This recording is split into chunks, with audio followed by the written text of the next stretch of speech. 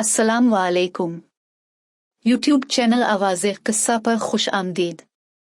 कौन बेकरार की इल्तिजाक सुनता है। हाफिज़ इब्न असाकिर ने अपनी किताब में नक़ल किया है।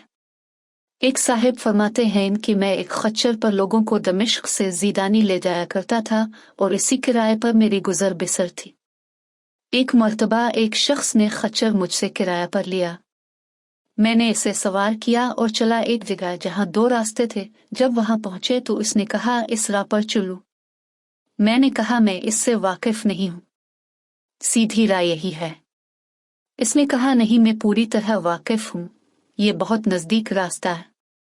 मैं इसके कहने पर इसी राह पर चला। थोड़ी देर के बाद मैंने देखा कि एक लक विदिक बियाबान में हम पहुंच गए हैं, जहां कोई रास्ता नजर नहीं आता।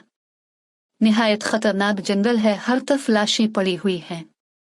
मैं सहम गया। वो मुझसे कहने लगा, जरा लगाम थाम लो, मुझे यहाँ उतरना है। मैंने लगाम थाम ली। वो उतरा और अपना तहबंद ऊंचा करके कपड़े ठीक करके छुरी निकालकर मुझ पर हमला किया। मैं वहां से सरपट भागा, लेकिन उसने मेरा ताक़ुब किया और मुझे पकड़ लिया। मैं इसे कस्में देने लगा, लेकिन उसने ख्याल भी ना किया। मैंने कहा, अच्छा, ये खच्चर और कल सामान जो मेरे पास है तो ले ले और मुझे छोड़ दे। इसने कहा, ये तो मेरा हो ही चुका, लेकिन मैं तुझे जिंदा नहीं छोड़ना चाहता। मैंने इसे अल्लाह का खौफ दिलाया, आखिरत के अजाबों का जिक्र किया, लेकिन इस चीज ने भी इस पर कोई असर न किया और वो मेरे कत्ल पर तला रहा।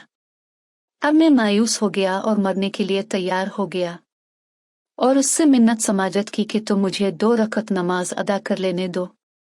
इसने कहा, अच्छा, जल्दी पढ़ ले।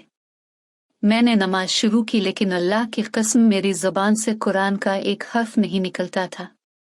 मैं यूं ही हाथ बांधे दहशत ज़दा खड़ा था और वो जल्दी मचा रहा था। इसी वक्त इत्तेफाक से अल-नमल की ये आयत मेरी ज़बान पर आ गई, जिसका तर्जुमा ये है, भला कौन बेकरार की इल्तिजा कबूल करता है जब वो इससे दुआ करता है, और कौन उसकी तकलीफ को दूर करता है, और कौन तुमको ज़मीन में उगलों का जानशीन बनाता है। ये सब कुछ खुदा करता है, तो क्या खुदा के साथ कोई और माबूद भी है? हरगिज नहीं, मगर तुम बहुत कम गौर करते हो। बस इस आयत का ज़बान से जारी होना था जो मैंने देखा कि बीचों बीच जंगल में से एक घर सवार तेजी से अपना घोड़ा भगाए निज़ाताने हमारी तरफ चला आ रहा है, और बगैर कुछ कहे इस डाकू के पेट में उसने अपना नेज़ा घोंप दिया, जो उसके जिगर के आर पार हो गया और वो इसी वक्त बेजान होकर गिर पड़ा।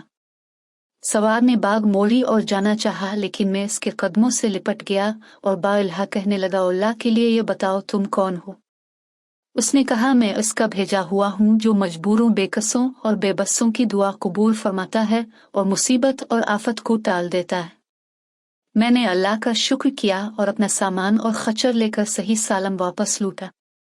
इस कहानी से हमें सबक मिलता है कि जिंदगी में मुश्किलात और परेशानियों का सामना करते वक्त सब्र और तवक्कुल की अहमियत होती है। जब भी हम मुश्किलात का शिकार होते हैं, हमें अल्लाह पर भरोसा रखना चाहिए और अपनी दुआओं को मुस्तजाब करने के लिए सब्र से काम लेना होता है।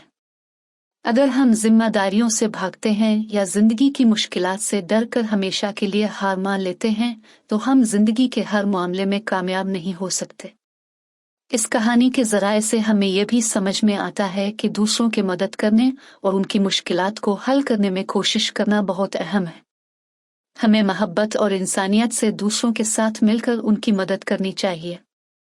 अगर हम अपने आसपास के लोगों के लिए अच्छे बनना चाहते हैं, तो उनकी मदद करना और उनके लिए एक खुशगवार माहौल पैदा करना ज़रूरी है। इस कहानी का इख्तितामी पैगाम यह है कि हमें ज़िंदगी के मुख्तलिफ मौक़े में मुस्बत सोच रखनी चाहिए और हमेशा उम्मीदवार रहना चाहिए, क्योंकि मुश्किलात का सामना करना ज़िंदगी का हिस्सा है। सब्र और तवक्कुल के साथ हम हर मुश्किल का सामना कर सकते हैं और ज़िंदगी की हर घड़ी को कामयाबी से गुजार सकते हैं। मज़ीद ऐसी दिल को छूने वाली बातों के लिए हमारे चैनल को सब्सक्राइब करें, ताकि आप हमारी कहानियों से महरूम ना रहें। हमारा सफ़र जारी रहेगा और हम आपके दिलों को मुतासिर करते रहेंगे।